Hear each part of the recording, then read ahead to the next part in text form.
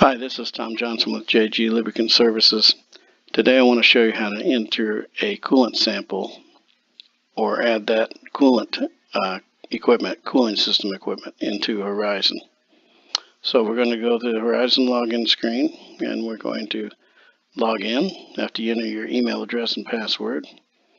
We're going to go to Equipment Management, add equipment. And like before, I have to go to JG Lubricant Services so that I can add some equipment. You won't have to do that. So this is an extra step that you won't have to do. And that takes you into the screen for adding equipment.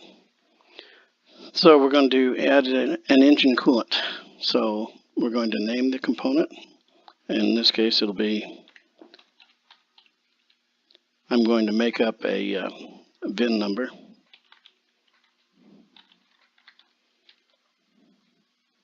And then the two-letter designator will be EC for engine coolant. And that's the component ID. If you want to add a secondary ID, you can. So we'll say it's a 2004. We've already got it in here. If it's already in here, you can just select it. If not, type it in. We're going to say it's a 2004 Monaco Monarch. And instead of the default value of lubricant, we're going to select engine coolant / antifreeze, and we're going to come to component type, and that's going to be typically conventional ethylene glycol, so we'll select that. If you know it's something else from the owner's manual, you can select that. The component manufacturer, we'll say it's a Cummins Onan generator, so we'll start typing that and we'll select it from the pull down menu. Component model, we'll say it's a Quiet Diesel 8000, and the application will be recreational vehicle, so we'll type in REC.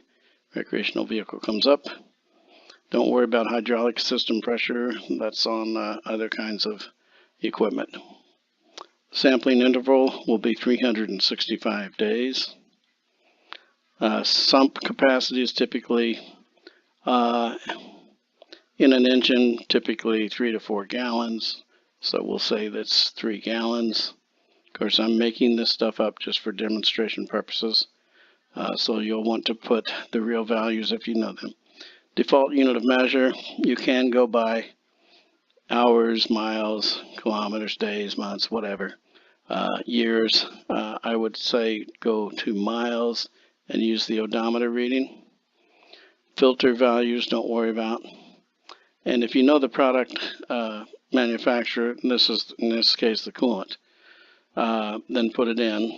Otherwise, just put unknown. So we'll say UNK for unknown. Oh, sorry, hit the wrong key.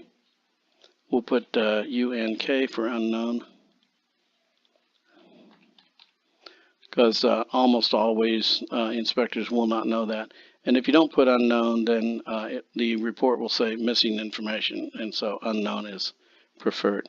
There are 3 wildcard values. If there's something you want to tell the lab or some kind of notation you want to make, anything really that's meaningful to you and your customer, you can put that and it'll show up on the report. So we'll just say